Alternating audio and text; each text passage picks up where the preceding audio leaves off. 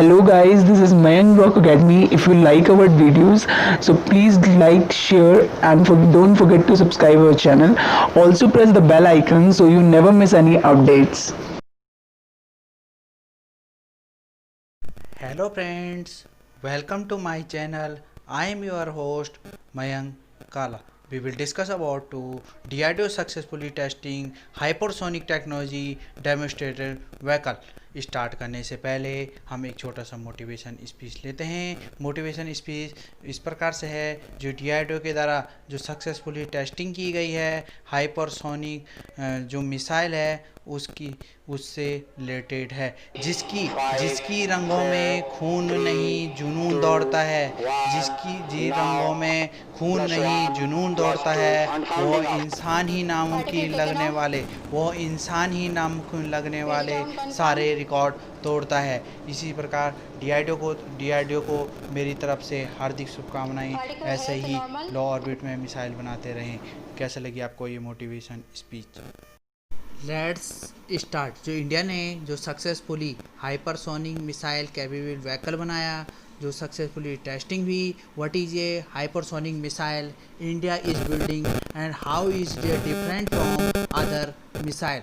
India ने जो successfully hypersonic missile बनाई, ये कैसे डेवलप की गई, इसका जो मिसाइल है वो इसकी प्लानिंग कब तक होगी, जो डीआरडीओ ने जो टेस्टिंग कहाँ की, जो डीआरडीओ ने जो हाइपरसोनिक टेक्नोलॉजी बनाई उस पर कौन सी टेक्नोलॉजी रिलेटेड करती है, जो आपकी रिपोर्ट है, जो अकॉर्डिंग जो रिपोर्ट है और हाइपरसोनिक की जो रिपोर्ट है वो क्या है, और जो हाइपरसोनिक न्यूक्लियर मिसाइल होती है वो कितना स्पीड ट्रैवल करती है, और क्रूज मिसाइल और बैलिस्टिक मिसाइल में क्या डिफरेंस होता है, और जो डीआरडीओ ने जो ब्रह्मोस और जो अदर सुपरसोनिक क्रूज मिसाइल है उस पर कौन सी टेक्नोलॉजी आपकी यूज़ की गई, मैं डिटेल एनालिसिस के साथ आपको इस वीडियो में बताऊंगा। चलो स्टार्ट करते हैं। जो हाइपरसोनिक मिसाइल होती है वो एक मूव करती है जो साउंड की स्पीड, यदि साउंड की स्पीड 344 मीटर पर सेकंड है, यदि उसको 6 टाइम करें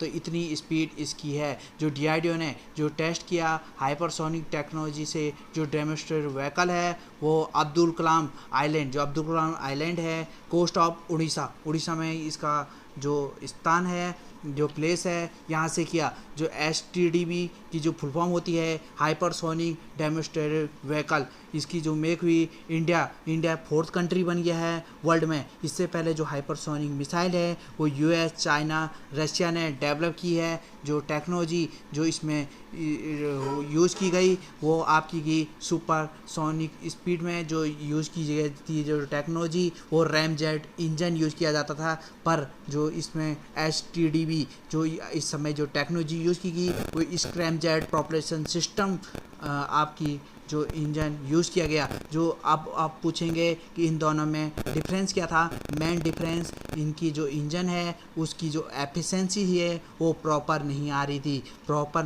थी। तो आपकी सुपरसोनिक स्पीड से जो आपके जो पुराने वाले रैमजेट इंजन थे उनकी एफिशिएंसी कम थी, तो ये सुपरसोनिक स्पीड से काम कर रहे थे। सुपरसोनिक स्पीड की आपको पता है ये मैक 3 पे वर्क करता है, जबकि जो स्क्रैमजेटिक प्रोपल्शन सिस्टम है इसकी एफिशिएंसी बहुत अच्छी है, यो मैक 5 स्पीड से अबव वर्क करती है। मेन डिफरेंस यही है। जो हाइपरसोनिक न्यूक्लियर मिसाइल होती है वो जो आपकी हाइपरसोनिक मिसाइल है वो ट्रैवल कर रही है 3800 माइल पर आवर से 6115 किलोमीटर पर आवर तक। ये फास्टर देन होती है बैलिस्टिक एंड क्रूज मिसाइल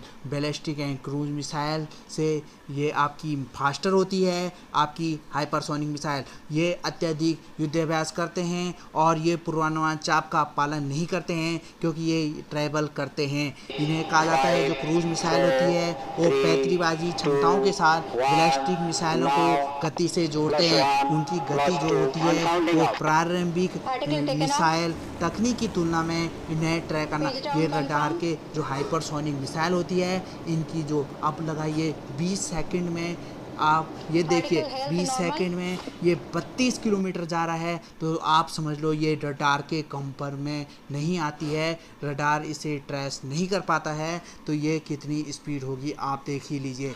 ये क्या करता है, कन्वेंशन एंड न्यूक्लियर जो बियॉन्ड पे और लोड होता है उसको डिलीवर करता है, और डिलीवर करने के बाद मार्च में जो रिपोर्ट आई यूनाइटेड स्टेट ने जो अनाउंस किया successfully unmanned prototype hypersonic missile, ये आपके यूएसए ने मार्च में इसकी टेस्टिंग की। अकॉर्डिंग जो रिपोर्ट बोल रही है, जो चाइना और रशिया की शक्ति से ये हाइपरसोनिक जो हथियार हैं उनके शोधन कर रहे हैं, जो रूस के माध्यम से कथित तौर पर परमाणु हमले के साथ इन्हें बढ़ने में विकसित पे विचार नहीं कर रहा है। वो बोल रहा है कि हम इस टेक्नोलॉजी को परमाणु युद्ध में यूज़ नहीं करेंगे, इसको हम केवल विकसित कर रहे हैं। जो रशियन के प्रेसिडेंट ने बोला कि जो पुतिन साहब हैं, व्लादिमीर पुतिन, उन्होंने बोला कि जो हमारी नेवी वेजिल है वो आर्म कर रही है हमारी हाइपरसोनिक, जो हमारी प्रोसेस चल रही है वो हाइपरसोनिक न्यूक्लियर स्ट्राइक वेपन पे कर रही है, हमारी न्यूक्लियर ड्रोन्स पे प्रोसेसिंग है, और ये फाइनल स्टेज पे इसकी टेस्टिंग हो रही है। फाइनल स्टेज पे इसकी टेस्टिंग हो रही है। अब आप पूछेंगे जो क्रूज मिसाइल होती है और बैलिस्टिक मिसाइल होती क्या है और इनमें डिफरेंस क्या होता है। जो क्रूज मिसाइल होती है वो आपके अपने लक्ष्य का पता लगाने एक पुरानी लक्ष्य को रखता है, यह एक मार्गदर्शन प्रणाली का उपयोग करके नेविगेट करता है, और यह सैटेलाइट जीपीआरएस के संपर्क में यह जड़त्वीय और दृश्य क्षेत्र के उपग्रहों को जीपीएस गाइड के परे और हमसे एक जो पेलोड होता है आगे उस पे विमान को परमाणु प्रणाली में शामिल होता है। जो क्रूज मिसाइल होता है वो लॉन्च किया जाता है आपके लैंड से, सी से और लैंड से अटैक करता है। जो बैलिस्टिक मिसाइल होती है वो आपके जो मेन वाइल होती है वो डायरेक्टली आपकी जो एटमॉस्फेयर होती है उसकी अपर लेयर से, जो आपकी अपर लेयर होती है उसके जो बाहर एटमॉस्फेयर की जो बाहर की मात्रा होती है जहाँ से जो आपके मिसाइल होती है उसको अलग करती है। जहाँ मिसाइल से मिसाइल अलग होती है एक पूर्व निर्धारित के लक्ष्य की ओर गिरती है। ये rocket propelled self guided weapon होती है जो कन्वेंशनल एंड न्यूक्लियर मोनोटाइन को कैरी कर सकता है। ये एयरक्राफ्ट शिप्स एंड जो सबमरीन होती है लैंड से लॉन्च किया जा सकता है। क्रूज मिसाइल को जो आपके एंटी शिपिंग पर्पज़ के लिए यूज किया जाता है। It can be travel your subsonic, supersonic और जो आपकी हाइपरसोनिक स्पीड है उस पर वर्क करती है। ये स्टे रिलेटिविटी करती है आपकी सरफेस टू अर्थ। ये जो स्टे रिलेटिविटी करती है ये क्लोज आती है जब सरफेस के, तो ये अर्थ पे आपके सरफेस से अर्थ जाती है।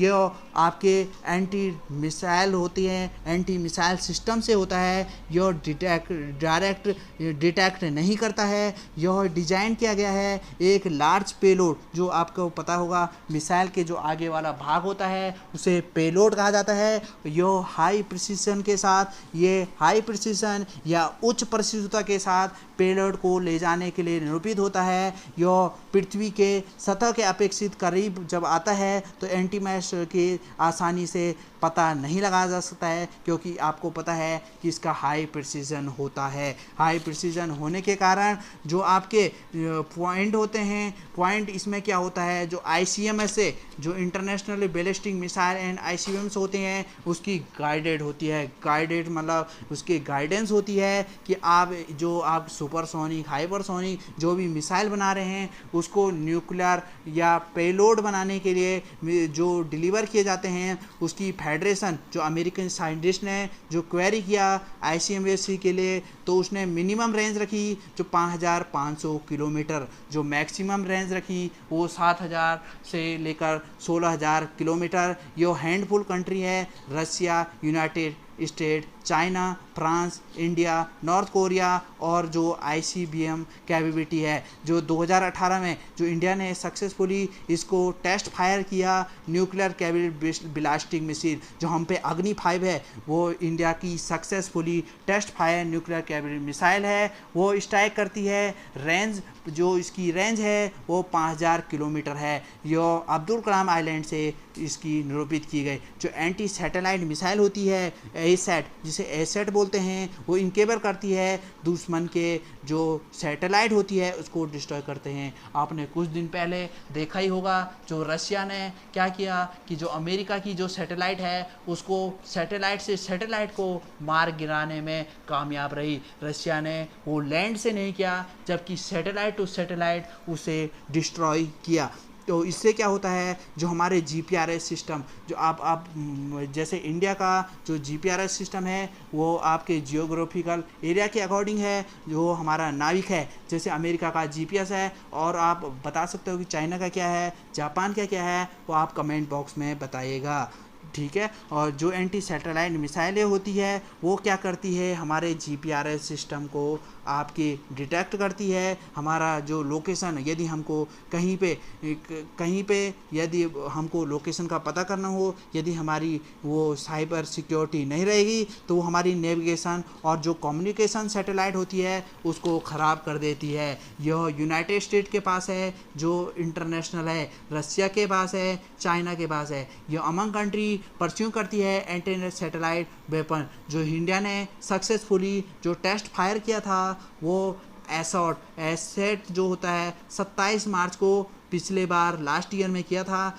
वो नॉकिंग सैटेलाइट, वो सैटेलाइट 300 किलोमीटर इन स्पेस पे 300 किलोमीटर तक चल सकती है। मतलब हम निगरानी 300 किलोमीटर तक स्पेस में इसकी निगरानी कर सकते हैं। और मैं आपको बता दूं, जो हाइपरसोनिक जो मिसाइल है उसका जो एल्टीट्यूड है वो 30 किलोमीटर तक आपका फायर के ऊपर हम मिसाइल छोड़ सकते हैं। ये एल्टीट्यूड पर जा सकता है 30 किलोमीटर। जो डीआरडीओ के जो चेयरमैन हैं आपके सत्यनेश रेड्डी, उन्होंने पुल किया कि फ्यूचर में हम एसैट मिसाइल टेस्ट करेंगे जो अभी जो लोअर अर्थ ऑर्बिट है, बट उन्होंने हिंट दिया कि जो हम पॉसिबल एक्सपेरिमेंट है वो हायर ऑर्बिट पे करेंगे। हायर ऑर्बिट आपको पता है एटमॉस्फेयर के जो बाहर होते हैं, हायर ऑर्बिट पे इसकी पॉसिबल एक्सपेरिमेंट करेंगे। ये हमारे डीआरडीओ के लिए बहुत अचीवमेंट से कम नहीं होगा। जो चाइना ने जो DF-17 मिसाइल, जो हाइपरसोनिक गाइड मिसाइल यूज़ की गई, वो आपकी नेशनल परेड मिलिट्री में लास्ट ईयर को आपको शामिल कर दिया गया है। रैमजेट जो पावर ब्रह्मोस जो मिसाइल है, आपको पता है उसमें जो टेक्नोलॉजी यूज़ की गई है वो रैमजेट है। रैमजेट में आपका जो मैक होता है, मैक आपके 2.8 की स्पीड से आपकी सुपरसोनिक क्रूज मिसाइल से वर्क करती है। और यह डेवलप भी ज्वाइंट विद रसिया, यह रसिया के ज्वाइंट से हमने ब्रह्मोस मिसाइल बनाई है। इसकी जो रेंज है वो 290 किलोमीटर से 400 किलोमीटर तक है। ये आपकी वीडियो का एंड है। और यदि आपको वीडियो अच्छी लगी हो तो चैनल को सब्सक्राइब कीजिएगा, लाइक कीजिएगा, कमेंट कीजिएगा। Thanks for listening, stay tune, stay safe, thank you.